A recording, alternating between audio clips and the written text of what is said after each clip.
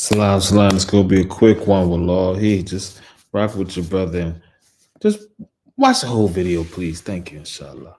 We're gonna be talking about brother Ramadan ibn Wati, Cherokee Muslim. But before that, let's just spread some light, some of this black light on how Islam was in America before slavery, before colonizers, and even during that.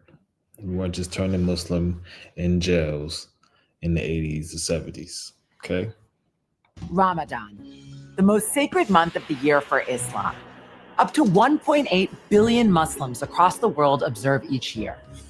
But in America, some of the first to celebrate Ramadan had to do so without their freedom. Out of all Many of these places that were targeted and had these had these slaves and whatnot. A lot of these peoples were Muslim during slavery. It wasn't a conversion or anything like that. A lot of them was Muslim from these tribes. A lot of people fail to realize it wasn't just Muslim tribes selling people, it was these African spiritualist tribes that were selling Muslims as well. Okay, it's a global thing. The devil gave you vanity and death and confusion, a mirror, gunpowder, liquor, you know. But yeah, everyone was doing it. It wasn't maybe breeding and mutilating like others may have, but it all is still wrong. All the enslaved people in America, it is thought that as many as 1.2 million of them practiced Islam.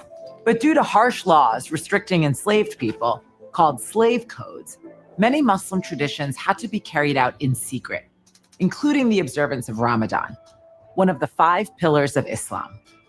Some enslaved people would pretend to be sick in order to fast and arrange iftars, large family meals to break the fast, without their master's knowledge.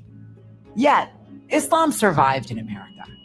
And today, Ramadan is celebrated by millions of Muslims who have made America their home. That was cool. It's cool right there, whatever's. Yeah, that's me.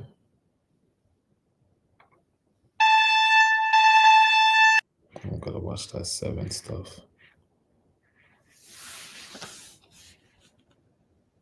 He actually, in the 1970s, went to these Cherokee traditionalists who were still alive, who were part of like this group of Cherokees who, escaped the Trail of Tears so they could go to the forest or the woods and then practice Islam. And they maintained Islam for a century in that way.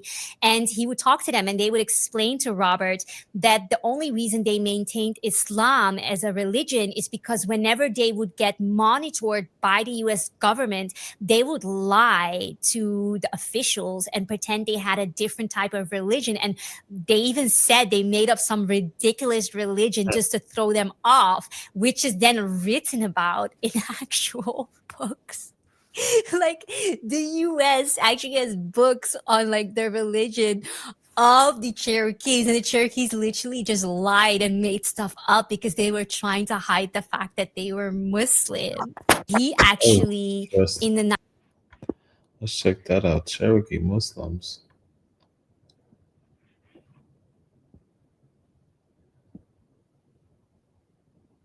I'm about to add her. What y'all think? We're gonna add her? What if I tell you that the first Muslim American congressman, Keith Ellison, reminded us in 2007 that Islam was in America before Christopher Columbus was? Yes, that's right. He swore his allegiance to the United States on a Quran that was once owned by President Thomas Jefferson. And he reminded us of one of the most controversial stories I've ever covered, which was about the Native American Cherokee Muslim. The last Native American chief we know of, whose name is Ramadan ibn Wati. His son was named Saladin ibn Wati.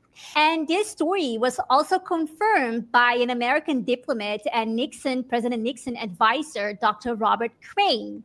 He said that many Cherokees practiced Islam long before Columbus arrived in the Americas. They called the Adhan and they prayed 5 times a day, and their women wore a hijab. But European colonizers saw them as a threat. And so by 1905, the US government abolished the Cherokee religion, and they threw anyone praying Salah in public into prison. Imagine that, the land of the free, where you would be jailed saying, I am a Muslim. Ramadan ibn Wati may not appear in school textbooks, but through the works of many scholars, professors, and descendants, his memory has been revived. What if I tell you that the first Muslim...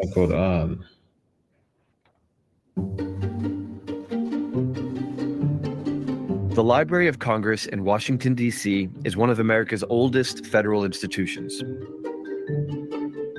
Among its vast collections, many materials date back to our nation's founding. I've come here to see 2 books that offer very different views of the early United States. We're going to check this out. And the place of Muslims. We're going to check this out. We're going to cut that off short right there.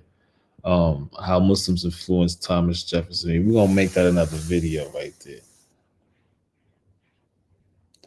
Salam.